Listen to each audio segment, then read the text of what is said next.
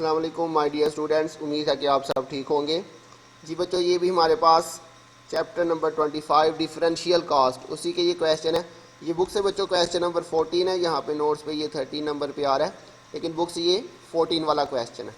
तो बच्चों बिल्कुल आसान सा क्वेश्चन है, इसको रीड कर लेते हैं। The state company has the following information concerning the demand for one of its product. जी बच्चों, ये हमने एक प्रोडक्ट बनानी है, उससे रिलेटेड ये डाटा दिया हुआ है। Units demanded 0 1 2 3 4 5, probability of units demanded.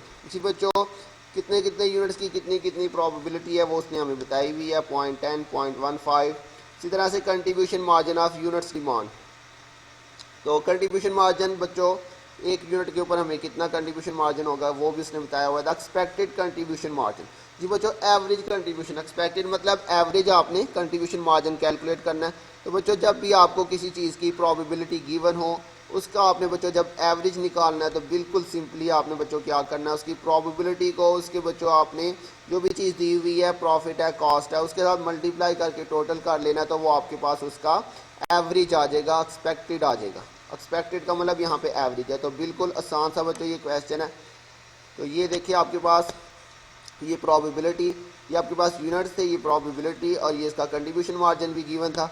तो आपने इसका एक्सपेक्टेड कंट्रीब्यूशन मार्जिन कैसे निकालना है, इन दोनों को आपने आपस में मल्टीप्लाई करना है। तो 0.10 इंटू 0 करेंगे तो ये बच्चों 0 आ जाएगा। ऐसे ही 1 इंटू 0.15 करेंगे तो ये 0.15, 2 इंटू 0.20 करेंगे तो 0.40। ये बच्चों आपने इन दोनों कॉलम्स को आपस में मल्टीप्लाई करना है और इसका टोटल कर लेना है, तो ये आपके पास एक्सपेक्टेड कंट्रीब्यूशन मार्जिन आ जाएगा। बिल्कुल सिंपल सा ये क्वेश्चन है। उसके बाद बच्चों नेक्स्ट क्वेश्चन नंबर 14 है, ये भी बिल्कुल इसी तरह का क्वेश्चन है। The owner of the delicious donut shop must decide between the rental of two types of donut making machine. Machine A and inexpensive economy model rents for 1000 per month, but the variable production cost is 0.025 per donut. जी बच्चों, दो उसके पास option है, दो मशीनें हैं। Machine ए है, उसका जो मंथली रेंट है वो 1000 है, लेकिन अगर वो ये मशीन लेता है तो इससे जो वो चीज़ बनाएगा, डोनट बनाएगा, उसकी वेरिएबल प्रोडक्शन कास्ट जो है वो 0.025 पर डोनट आएगी। जबकि उसके पास दूसरी जो ऑप्शन है वो है मशीन बी, रेंट उसका 3000 है per month, but the variable production cost is only 0.01 per donut. इसकी वेरिएबल कास्ट में बच्चों काफ़ी फ़र्क है।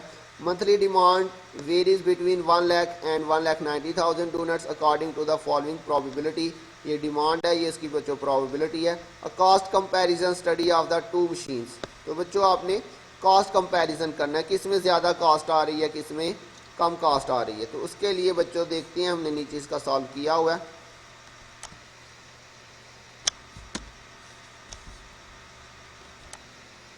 ये देखिए बच्चों, मशीन है आपके पास variable production cost, machine rentals, total cost, probability और expected cost. Variable production cost बच्चों कैसे आएगी, ये मैंने नीचे इसका फॉर्मूला लिख दिया हुआ है। Simply variable production cost demand into variable cost per donut.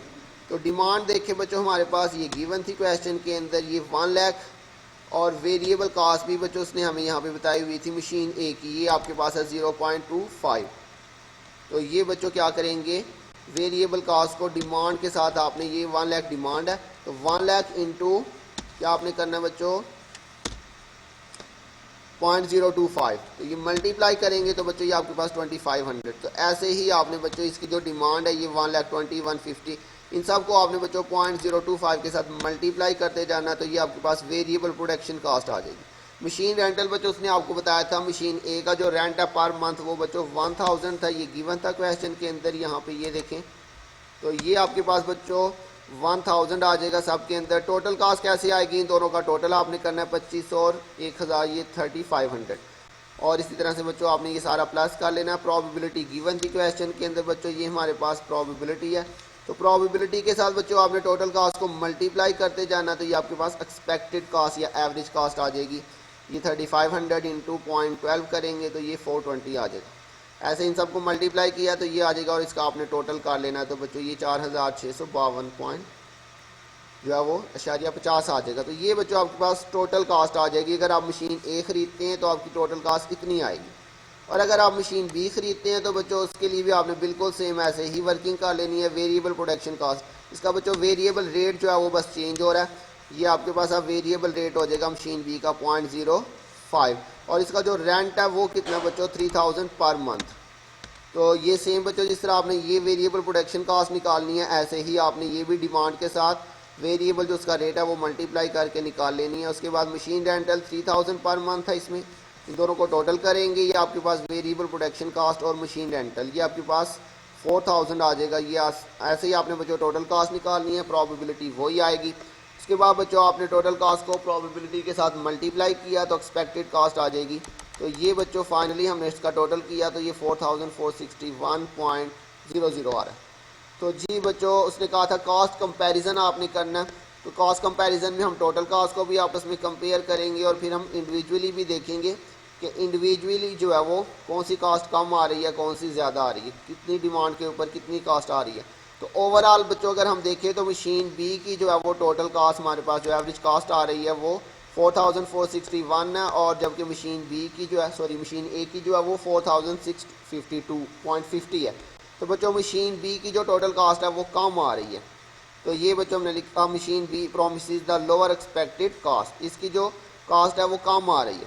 जबकि बच्चों अगर हम इंडिविजुअली इनकी कास्ट को आपस में कंपेयर करें तो हम देखते हैं कि हमारे पास मशीन ए जो है इसके अंदर हमारे पास कम से कम डिमांड है वो कितनी, हमारे पास 1 लाख और 1,20,000।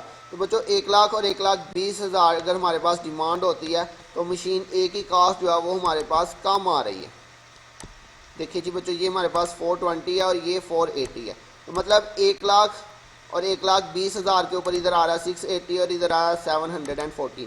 तो 1 लाख और 1,20,000 ये लोअर हमारी डिमांड है। लोअर डिमांड पे हमारे पास मशीन ए की जो कास्ट है वो कम आ रही है, जबकि मशीन बी की कास्ट ज़्यादा आ रही है। जबकि जो हमारे पास हाई डिमांड आ रही है मतलब 1 लाख से 1,20,000 से ऊपर चले जाएं तो उसके ऊपर बच्चों देखें यहाँ पे मशीन ए की कास्ट ज़्यादा आ रही है और आगे मशीन बी जो है उसकी कास्ट कम आ रही है। ऐसे बच्चों आगे बाकी सब में जो है मशीन बी की कास्ट कम आ रही है। तो मतलब अगर डिमांड लो होती है तो ये वाली मशीन ए जो है ये बेटर है, और अगर डिमांड हमारी ज़्यादा चली जाती है तो फिर हमारे पास ओवरऑल जो मशीन बी है ये बेटर है। तो ओवरऑल बच्चों इसका देखते हैं, machine B has a lower cost for demand 1,50,000 units and greater. जी बच्चों ये देखें यहाँ इसकी बात कर रहा है कि अगर हमारी डिमांड 1,50,000 या इससे ऊपर चली जाती है तो हमारे पास मशीन बी की जो कास्ट आ रही है वो कम आ रही है ए के मुकाबले में। जबकि although machine A afford a lower estimated cost at the two lower demand level. जी बच्चों अगर 1 लाख और 1,20,000 की बात करें जो हमारी लोअर डिमांड थी तो उस पर हमारे पास मशीन ए की जो कास्ट है वो कम आ रही है। जबकि ओवरऑल अगर हम इसको देखें कास्ट को तो हमारे पास मशीन बी की कास्ट जो है वो कम आ रही है ये वाली, तो इसलिए बेस्ट मशीन हमारे पास मशीन बी ही होगी। तो ये बच्चों हमने लिखा डिसीजन में बेस्ट मशीन जो है वो बी है। तो ये बच्चों बिल्कुल सिंपल आसान से क्वेश्चन थे, इसको आपने ज़रूर कर लेने हैं। तो अपना ध्यान रखिएगा, बहुत जल्द मिलेंगे नेक्स्ट लेक्चर के साथ, तब तक के लिए अल्लाह हाफिज़।